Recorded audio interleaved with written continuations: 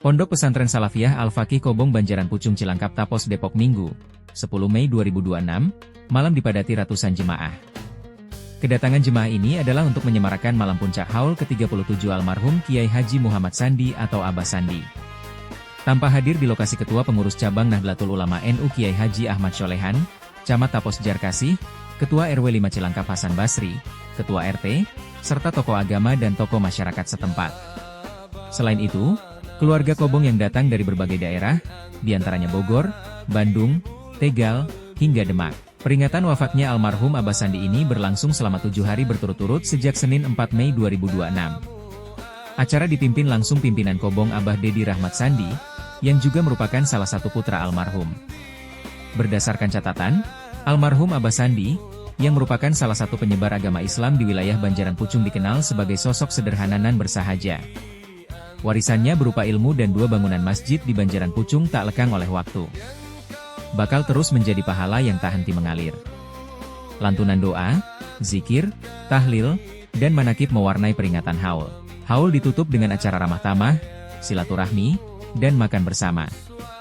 Melalui peringatan haul ini diharapkan menjadi pengingat tentang keteladanan almarhum, sekaligus mengingatkan akan datangnya kematian bagi semua makhluk hidup. Selain itu, meningkatkan silaturahmi dan kebersamaan keluarga besar Kobong dan jemaah dari berbagai daerah. Ini adalah acara penutupan rangkaian Pekan Haul. Jadi kita selenggarakan acara haul ke-37 ini 7 hari dan malam ini adalah malam puncak kegiatan. Alhamdulillah, kita tentunya bersyukur dan mengucapkan terima kasih buat orang-orang yang udah peduli ke orang tua kita, mau duduk bareng buat kirim doa. Kami atas nama keluarga besar Kobong mengapresiasi setinggi-tingginya tanpa bisa membalas satu hal kecuali berharap agar Allah membalas kebaikan yang telah ikhlas membantu kegiatan kirim doa buat kita orang tua yang ke-37. Bah, kalau pesan dari orang tua sendiri ke Abah yang paling ngesan apa ya? Kalau untuk saya secara pribadi tentunya untuk pesan nggak ada karena terlalu kecil saat saya ditinggal baru usia 9 tahun. Tapi kalau saya lihat sikap orang tua saya atau Abah Sandi saat saya kecil, saya lihat satu hal beliau yang beliau punya adalah kerja keras dan sahaja. Dia selalu ngajarin kita bahwa hidup itu ada dan nggak ada, datar saja. Itu yang saya ambil waktu kecil saya ingat itu tentang saya punya orang tua. Kalau rangkaian kegiatannya apa aja sih Bang? Hanya pembacaan tahlil tawasul, baca yasin, baca rawih, dan baca manaqib atau biografi almarhum. Bisa diceritakan sedikit isi dari manaqib itu apa aja sih? Isi manaqib kan kalau bahasa kitanya biografi atau sejarah singkatnya beliau. Jadi tentang perjalanan beliau, kalau yang di manaqibnya tentang perjalanan kecil dan dakwahnya beliau. Hanya itu saja yang tadi diceritakan dan intisari dari cara dakwahnya beliau. Kalau beliau ini di Banjaran Pucung di tahun berapa sih Bang? Kalau nggak salah sekitar tahun 60-an masuk Banjaran Pucung. Artinya menikah ke Banjaran Pucung. Mulai dakwahnya di tahun-tahun di awal-awal menikah di Banjaran Pucung.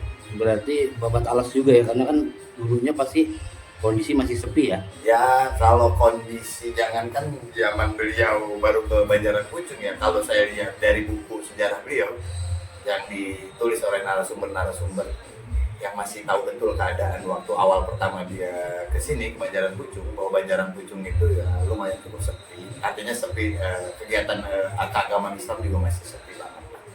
Makanya ada 2 masjid di Banjaran Pucung yang tua, itu dua-duanya penggagasnya beliau.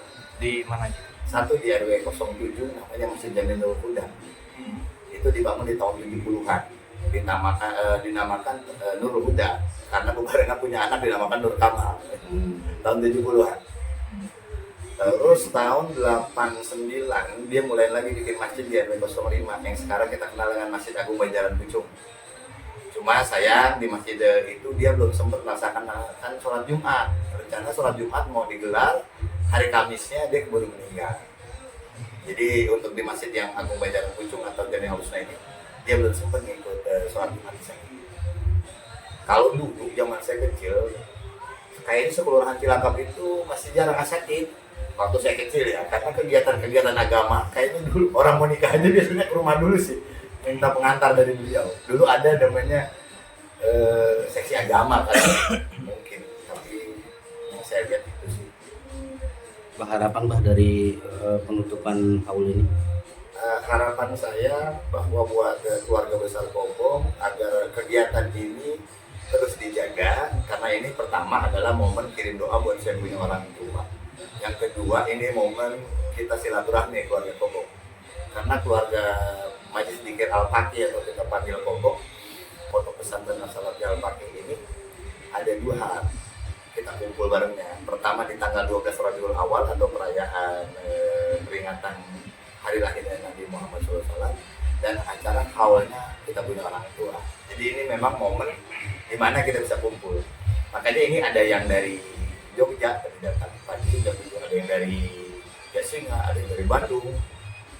Bandung pun ada beberapa, ada yang dari Kabupaten Bandung Barat, ada yang dari Cimahi. Ya banyak lah. Yang dari luar kota pada hadir. Karena ini momen ini setahun sekali. Kalau dia nggak bisa datang di 12 Rabiul Awal, maka dia datang di haul. Jadi wadah silaturahmi kita sesama keluarga bisa ketemu ya di agenda ini. Jadi harapannya saya pengen bahwa ke depan kita terus tetap menjalankan kegiatan ini. Karena ini udah bukan lagi kegiatan keluarga, tapi ini udah lebih kepada kegiatan Majelis Dzikir Al-Faqih atau Pondok Pesantren As-Salafi Al-Faqih. Terima kasih.